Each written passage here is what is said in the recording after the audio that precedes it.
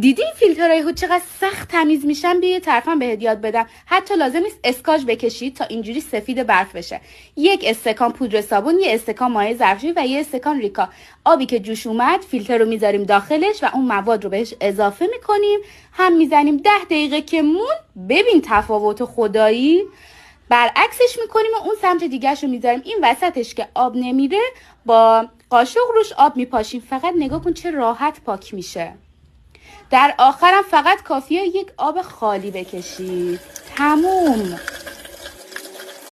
دیدی فیلترهای هوت چقدر سخت تمیز میشن؟ بیا یه طرفم بهت یاد بدم. حتی لازم نیست اسکاچ بکشید تا اینجوری سفید برف بشه.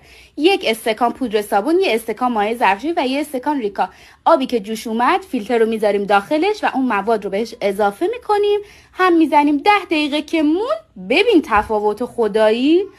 برعکسش میکنیم و اون سمت دیگهش رو میذاریم. این وسطش که آب نمیره با قاشق روش آب میپاشیم. فقط نگاه کن چه راحت پاک میشه.